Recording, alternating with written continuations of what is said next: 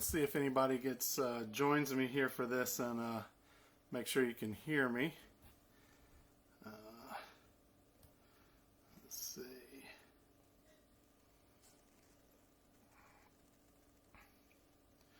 Hey Patty, I see you just joined. Can you hear me? Clint, somebody give me a thumbs up if you can hear me, or if I'm just talking to nobody.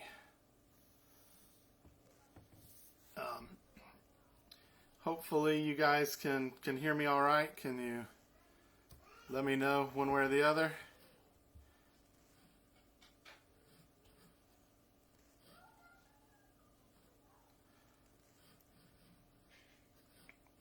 Let's see.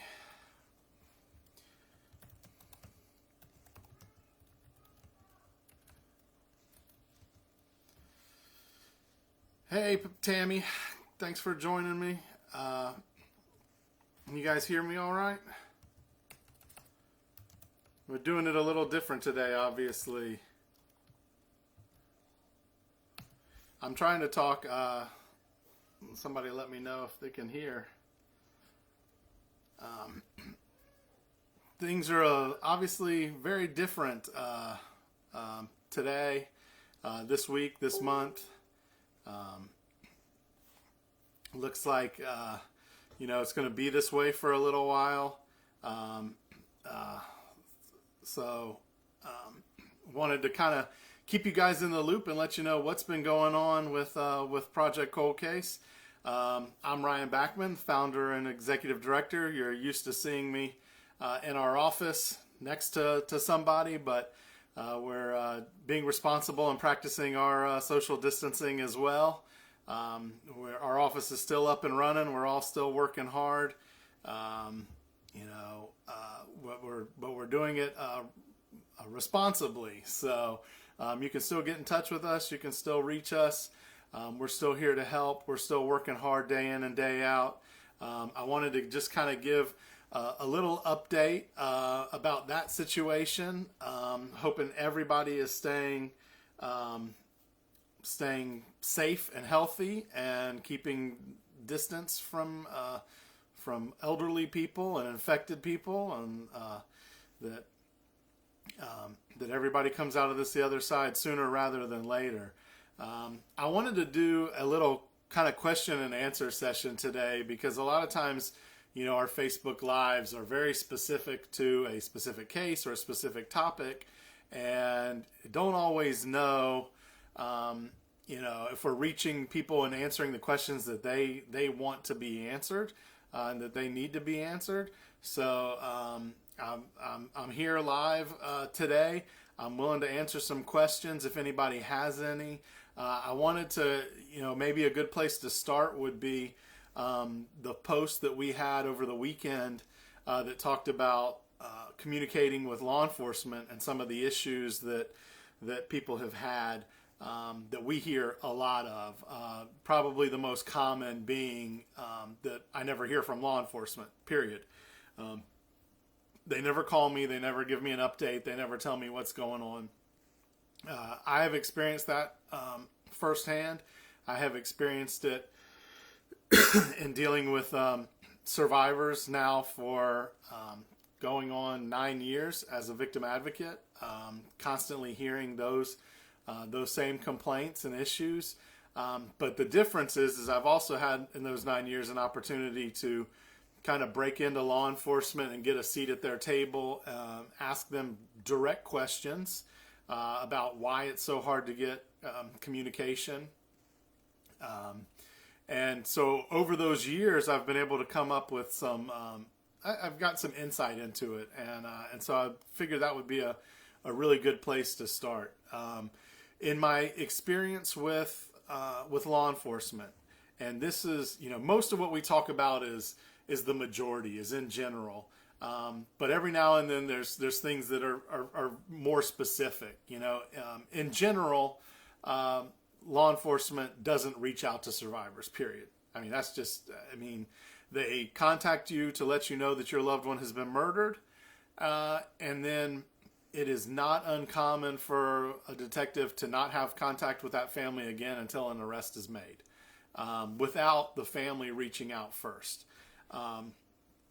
So Tammy, I see you say I have a small glitch, but I don't know if that's audio. I don't know if it's video. I don't know what it is. Clint says audio is good, so I don't know if it's going in and out now or if it's on your computer, Tammy. So if somebody can chime in. Yeah.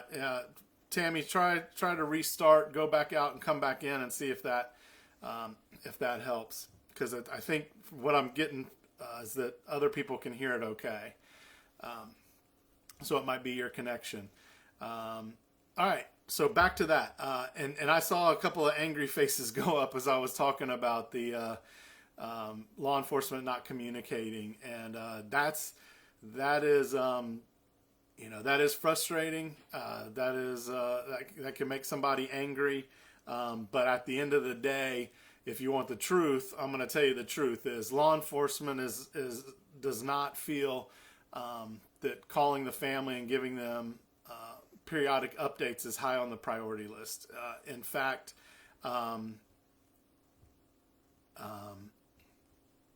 what we have asked, what we have had conversations with regarding law enforcement is that they typically don't have information to give, so they don't see any reason to call. Families, on the other hand, really, really overwhelmingly want somebody to call them and give them an update, even if that update is nothing. If that update is nothing has changed, families, the great majority of them say, yes, that's exactly what I want you to do. I want you to call me and tell me that there's nothing new to report. Law enforcement, I mean, in these conversations I have with them, they don't understand that. They look at me confused. They look at families confused. They really, really, really don't understand why a family would want to call and would have a phone call with nothing of value, and so there's a big disconnect there between our survivors and our law enforcement, and that's one of those gaps, one of those bridges that we try to span and try to bring some understanding on both sides. And so believe me when I tell you that when we're meeting with law enforcement, we tell all of them, families want calls regularly. We have gone to law enforcement agencies and asked them to send out letters annually, if nothing else, and honestly been told, no, that's too much work. They do not see the value a lot of times in keeping families in the loop. And what that means for families is that there's nothing going on with your case. I mean, it doesn't mean they're not working it. It just means there is nothing that they can tell you, because if they could tell you, they would call you. But the deal basically is detectives' jobs require them to investigate cases, and that's what they feel they're best at. That is what they're best at. Communicating with families is not what they're best at.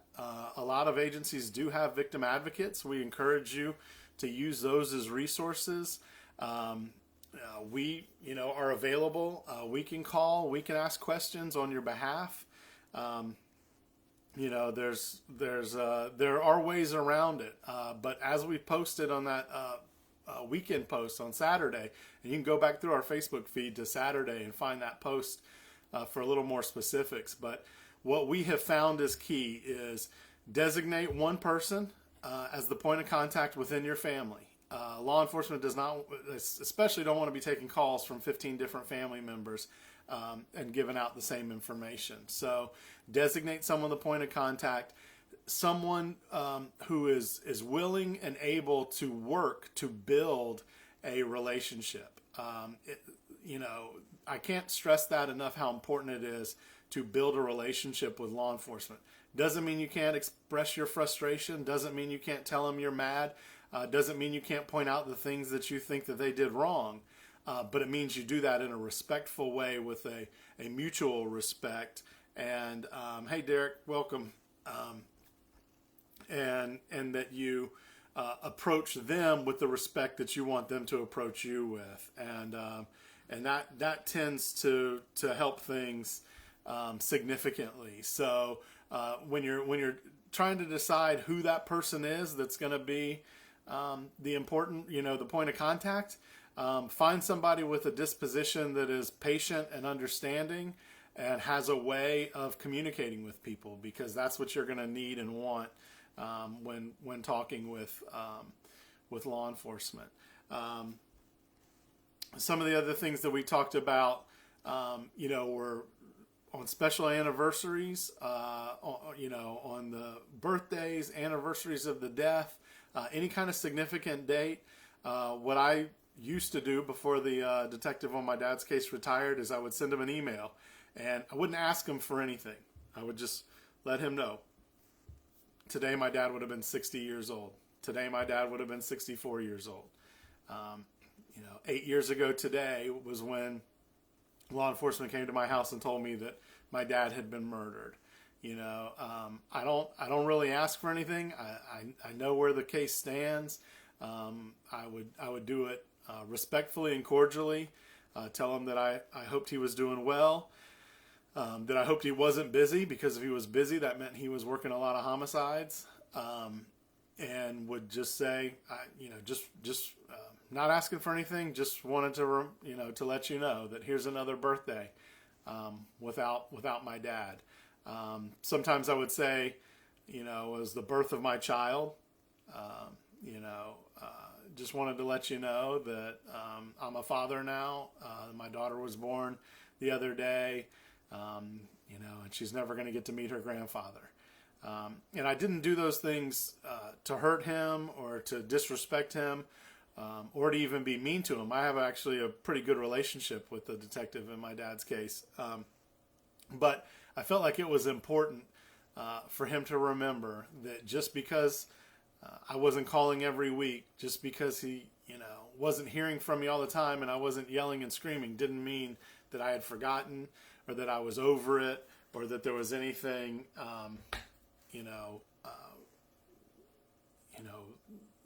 anything different about the situation than had been when it was an active investigation and he was more involved. Let me see what I see. Tammy's got written some things here. That is what hurts and is so sad, is when you're in touch and talking and then they push you away. At least that is what it feels like. My dad is an unsolved case and we have no idea about the man, only a sketch. Yeah, I mean, so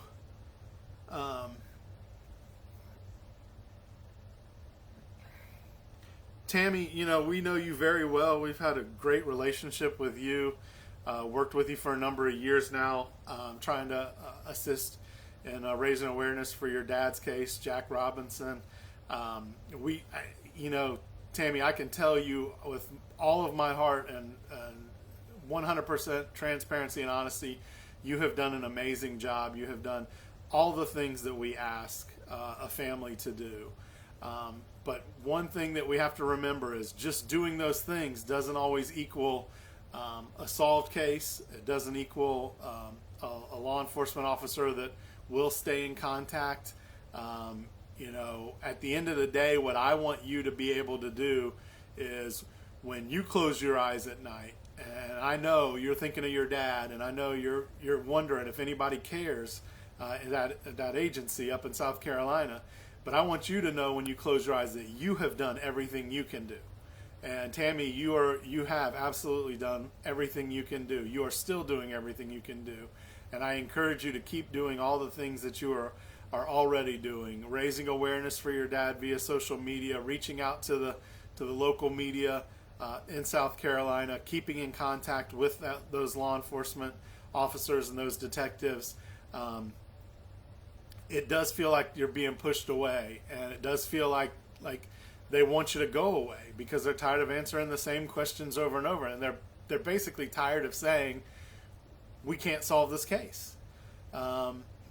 It doesn't mean that they won't solve the case, that they can't solve the case long term, but it certainly means that right now, whether it's technology, whether it's the fact that somebody won't come forward, you know, whether it's they've lost evidence, whether they used up all the DNA and previous testing.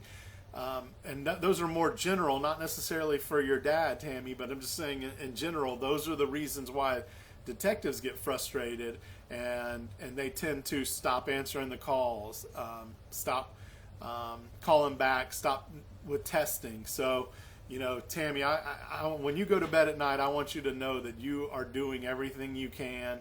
And we're all, you know, super proud of what you've been able to do and accomplish. Podcasts, media, you know, spotlights, interviews, you know, anybody that's in this world that follows cold cases and has seen your dad's face, and that's because of all the hard work that you put in. So I don't want you to feel like it's all for nothing, because it's not. You have done an amazing job in everything that we would ask a family to do, and I encourage you to keep up with that. You know, one of the things I kind of touched on was, you know, calling and emailing, and I said I emailed. If you have run into a situation where the detective in your loved one's case is not returning your calls, get their email address, because I hate to put it this way, but then you have a paper trail, because that statement that the detective won't call me back is so common, and it is something that we hear daily, and it's something that we hear when we're in groups with law enforcement, and the families will ask flat out, why won't the detective call me back?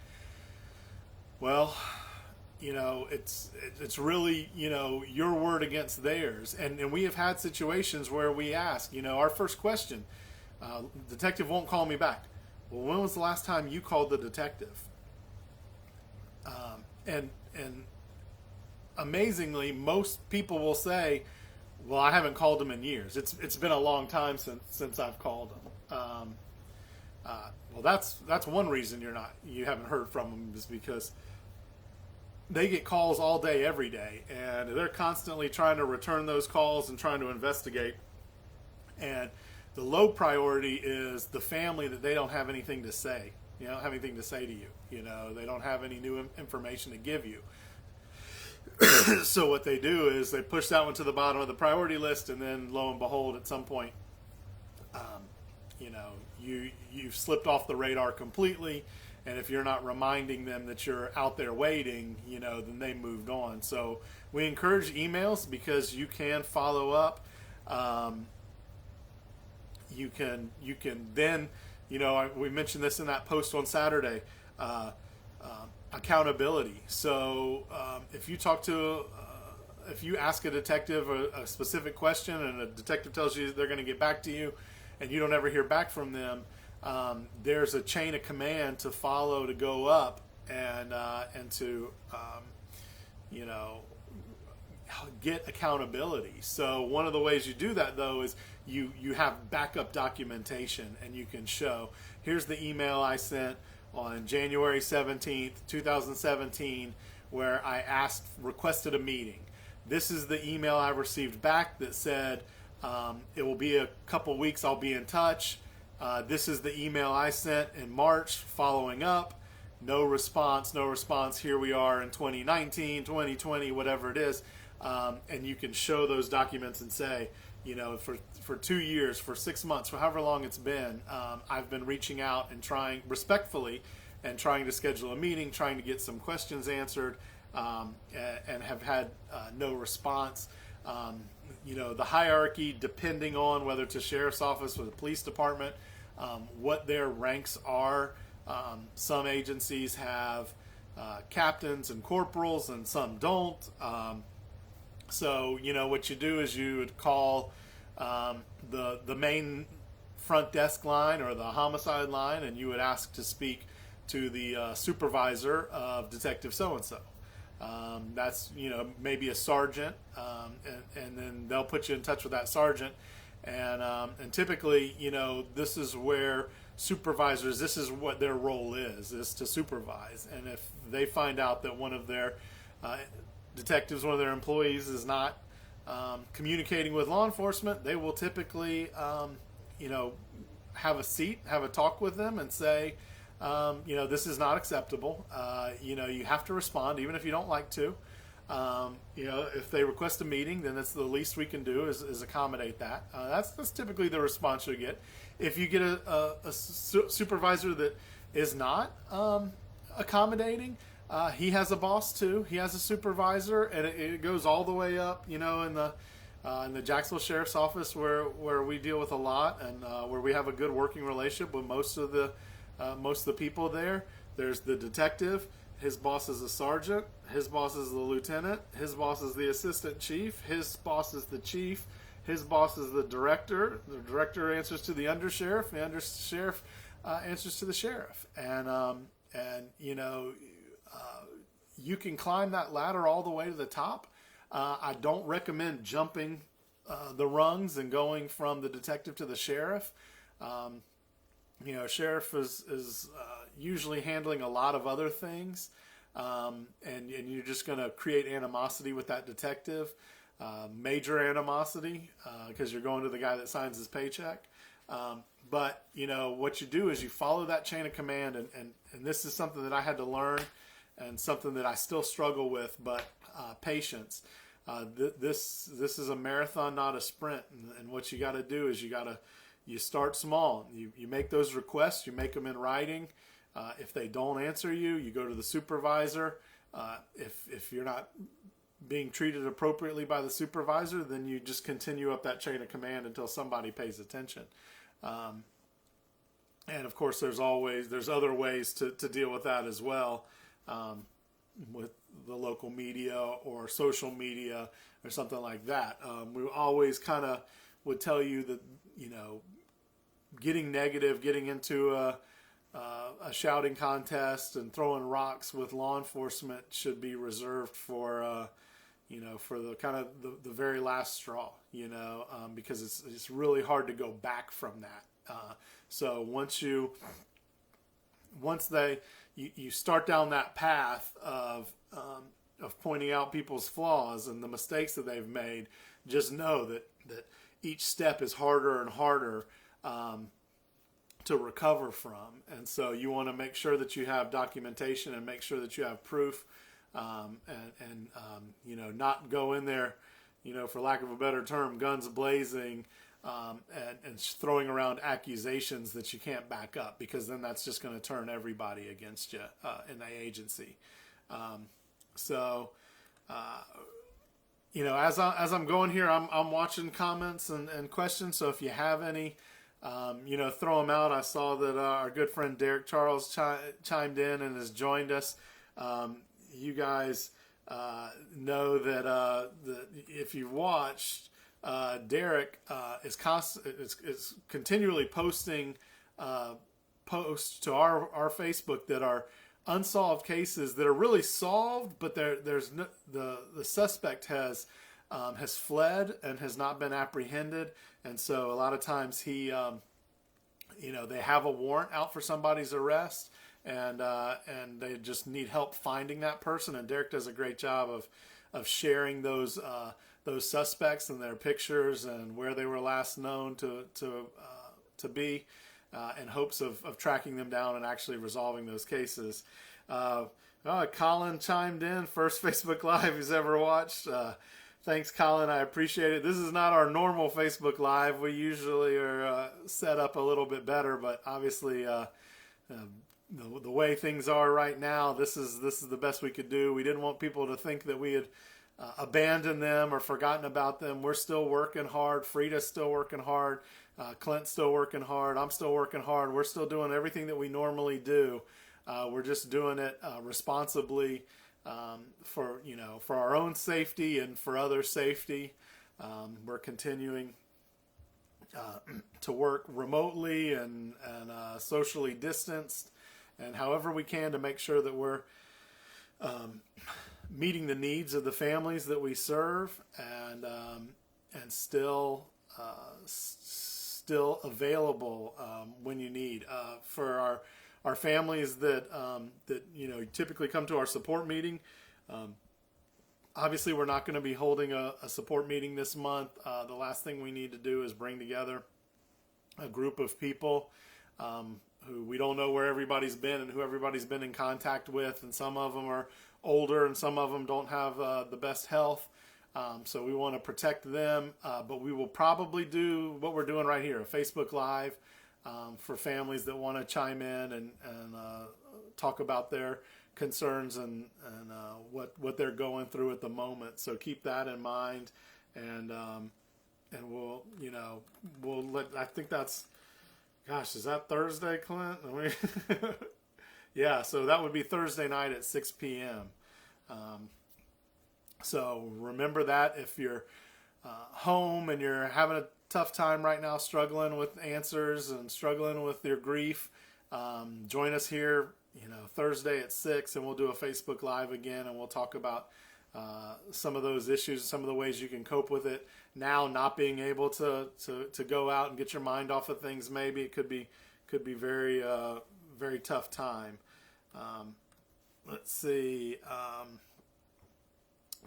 Let's see what Tammy says. Yeah, Tammy,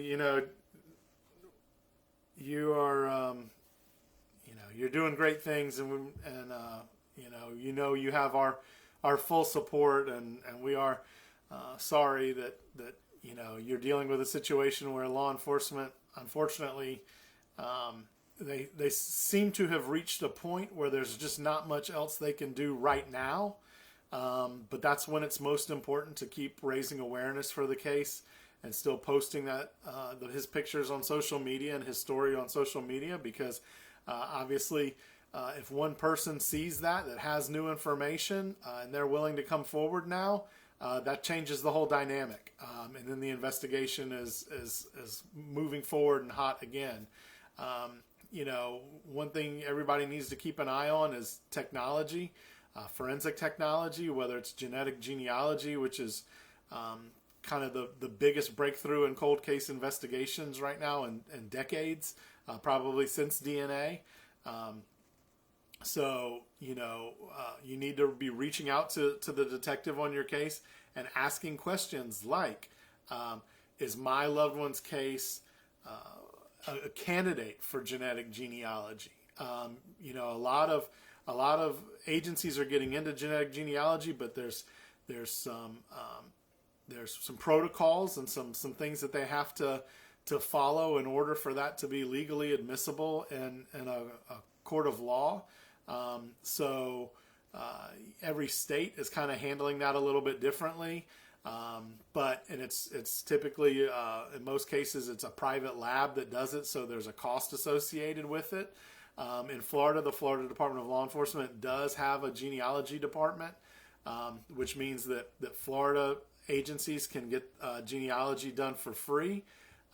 However,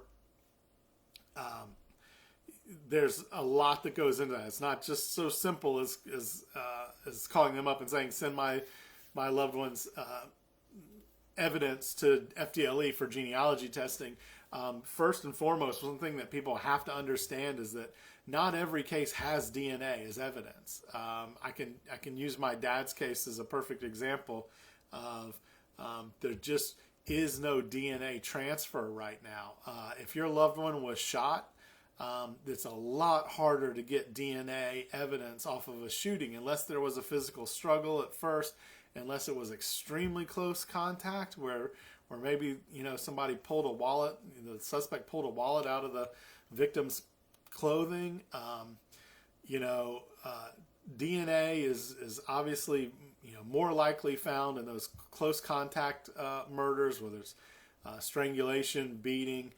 If there's a sexual assault involved, there's a lot better chance of DNA, which then makes your case eligible for genealogy. But I mean, the first thing out of the gate is you have to have DNA. If you don't have DNA, genetic genealogy will not solve your loved one's case. Second thing in Florida is FDLE has protocols that they follow. There's a couple of steps that law enforcement has to take first, and that FDLE takes first before doing the genetic genealogy, and that's a process. And so again, when I talked about patience is a big deal. When you submit these things to private labs and you submit them to a specific test like genetic genealogy, you can expect that it's going to take a while to get those results. But all of that being said, create those relationships with the detective in your case, with law enforcement. Develop a partnership. You both have the same goal. You both have the same desire to see that case solved and resolved and see the bad guy held accountable. So do your best to work together with them. And then when things like genealogy come up, that's a real easy phone call. Hey, Detective so-and-so, is my case one that would be a possible candidate for genetic genealogy? Yes or no? You know what I mean? The answer may be no. Maybe they don't have enough DNA.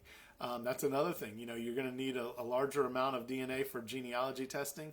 And most agencies, rightfully so, do not want to use up all the DNA that they have in a case for one test, because if the technology is not quite there yet, they're going to hold off like they should, just to make sure. We've had some people in the know in doing genealogy testing that have said, this technology is in its infancy stages, and just by the end of the year, there's going to be some major improvements in how genealogy is used forensically to solve cold cases. So I've actually heard a lot of people encouraging law enforcement to wait on genealogy cases right now until some of this new technology rolls out in the coming months and years, and just see what happens. So, Tammy, I see your comment about DNA, since your dad's DNA is water. Again, they have your dad's DNA or your DNA to compare. They're not going to use your dad's DNA in evidence testing. They need to be able to separate and figure out if there's a mixture of DNA. Okay, now we know this is Jack Robinson's DNA, so whose DNA is left at the scene? Again, with DNA and investigating, it's the suspect's DNA that is needed and necessary. And sometimes they get the suspect's DNA, they run it through the FBI national database, CODIS, and it doesn't come back a hit. And what that means is the person has not been convicted of a felony, has not been arrested for a felony, has pretty much stayed out of trouble, other than what they've done to your loved one, or they've passed away since then. There's a number of reasons why their DNA may not be in CODIS, and that's where genealogy really comes in, because instead of looking for them, it looks for family members of them. So that's probably something for another Facebook Live. At another time. Really just wanted you guys to know that we're still here, that we're available to you. Office number still rings to us. Emails still work. We're working hard. We're worried about everybody's safety. We want everybody to be responsible and respectful and careful about their loved ones and everybody else's loved ones. Stay home if you can. Work from home if you can. Let's all stick through this thing together. Come out the other side. Be stronger and more prepared. Tammy, you did the genealogy in January at our Year of Hope event, where we had innovative forensic DNA. Brought down a bunch of home DNA test kits. Should I let them know that I know and can that help solve Dad's case? So again, Tammy, with your dad's case, it's not your dad's DNA, it's the suspect's DNA, and I've never gotten a clear answer, and I don't know if you have. From the sheriff's office up there in South Carolina, do they have the suspect's DNA? And if they have the suspect's DNA, then potentially, some using genealogy could work. Your DNA through that genealogy process, is probably not going to solve your dad's case because they know you're related to your dad.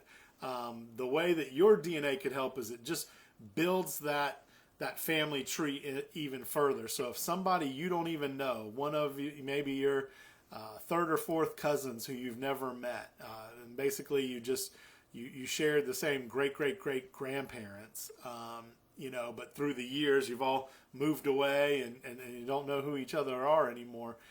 If somebody in your family tree has committed a crime, then your DNA through that genealogy test would help identify them. Again, so for your dad's case, they're looking for somebody that's related to the suspect, not to your dad, and that's how they're gonna solve the case. Next time you talk to them up in South Carolina in Richland County, ask not about your dad's DNA, but ask about suspect DNA. Do they have the suspect's DNA?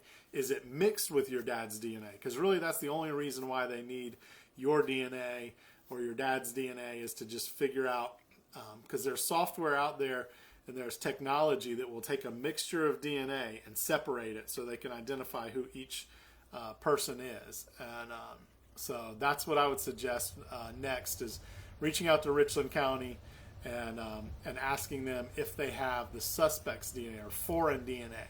Do they have any DNA in the evidence that does not belong to your dad? And that's the focus there. So thank you guys for joining me today. No, they do not. They do not have the suspect's DNA. All right, Tammy, that's what is needed for genealogy to work, would be the suspect's DNA. So genealogy is probably not something that would work in your dad's case. It's not something that would be of value. Now, you submitting your DNA to one of the public databases could be beneficial in other ways, just probably not to your dad's case. What you need to keep doing is what you've been doing, and that's pushing your dad's information through social media and making sure that you're keeping his face out there. Do the podcast, do the interviews, and hopefully, somebody will come forward that recognizes your dad and the sketch of the guy that was seen with your dad, that was seen after your dad was stabbed, leaving the scene. So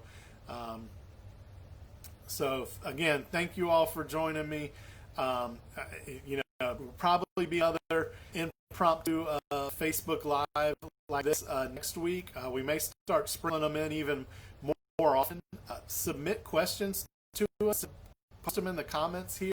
If there's topics you to discuss, like us to talk about, we'll do that, and we'll try to help answer some of those questions that you have. Thank you again for your time and for paying attention and watching this. We will, continue to support families of unsolved homicides through this COVID-19 virus and beyond. So thank you again for your time. We appreciate everybody, and we're wishing you guys all as safe and healthy time as possible right now. Please, please, please stay healthy through this. Stay safe. Be responsible. Don't jeopardize your health or anybody else's. I hope to see you again next week, if not before. Again, if you have topics you want us to talk about, please submit them in the comments here, and we'll start rolling through those. So y'all have a great one. How can we send in cases? All right, Mariah, just caught that. I was about to go in the live video. ProjectColdCase.org is our website. If you go to our website, not our Facebook page, ProjectColdCase.org, a physical website, in the top right corner, there's a contact button. If you hover over that contact button, a drop down will come that says submit a case. Submit your loved one's case through that link. It'll just ask you some very basic questions about you, how can contact you, your loved one, what happened to your loved one, who is the investigating agency on your case, your loved case, submit a picture, and we'll be in touch. Just as always, a reminder, we are not an investigating agency. We are an advocating agency. We are here to help raise awareness for your loved one's case. We will help advocate for your loved one in any number of ways that we can, but we are not investigators. So, but please, that's how you submit a case. We'll post a link to that in the comment section for you, Mariah, and please keep those questions and comments coming, and we will talk to you guys again soon. Stay safe.